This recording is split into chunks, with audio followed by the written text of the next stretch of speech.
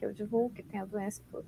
Então, assim, falem sobre, não tenham medo, não evitem entrar em contato com temas mais delicados, né, mais desafiadores, porque é justamente a gente entrando em contato e conhecendo essas coisas que a gente consegue lidar com elas.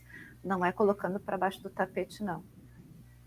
Luciana, eu acho que para a família, às vezes, o que eu venho notado, eu não estou falando só de esclerose, não, estou falando de várias doenças.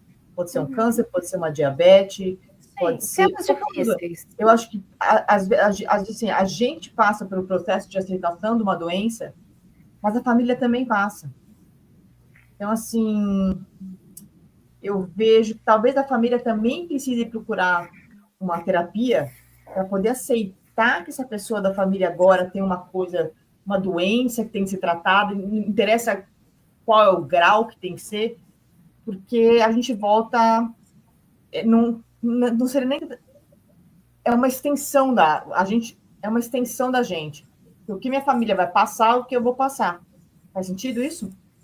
Claro, e tu tá, né, indo em direção ao que eu estou dizendo, quer dizer, a aceitação é isso, é a gente falar sobre, é a gente aceitar que sim, que a gente tem um problema aqui, né, que a gente está ansioso em relação a isso, que a gente se sente, de repente, frágil diante desse desafio aqui que se impôs, né, que a gente tem medos, que a gente, enfim, que a gente acha que, de repente, a gente pode ser abandonado, ou enfim.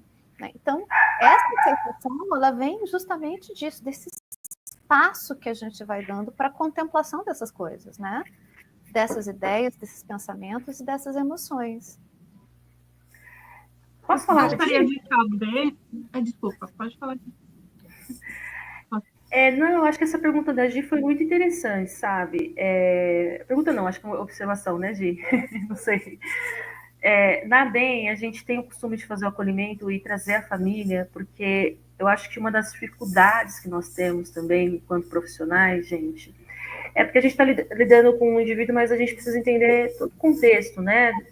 Dos costumes, da relação, da sociedade. E eu já peguei casos assim que me deixaram assim muito, além de refletir muito sobre essa relação, mas como que é complexo o negócio, né? E eu me lembrei de um caso agora de uma paciente que chegou muito nova, muito jovem, tinha seus 18 anos, e a mãe assim estava de um jeito, né? Acabou tudo assim, e eu me segurando, né? Porque assim, a família tem dois papéis. Ou ela vai empoderar aquela pessoa, ou ela vai vitimizar, né? Então, assim, eu já começo o acolhimento falando sobre isso, entendeu? Então, vamos entender essa situação. E aí, chegou um dado momento, assim, que a mãe estava de um jeito tão... a conversa não estava fluindo, que a filha virou para mim e falou, fala para minha mãe fazer terapia. Né? Eu falei, claro. E eu disse isso para a mãe, né? E a mãe não queria fazer a terapia porque ela era muito religiosa.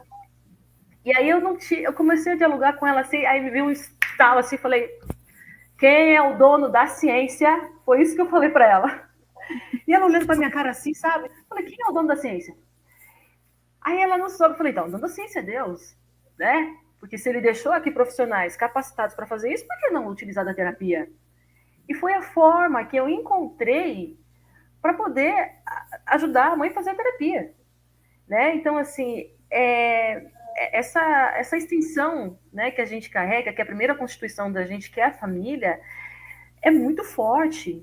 Então, assim, quando eu falei até essa questão de fortalecimento de vínculo e trazer a família por dentro desse contexto, é justamente trabalhar isso. Porque ela vai te influenciar em tudo, sabe, pessoal? Então, é uma questão muito delicada que a gente tem lá na associação.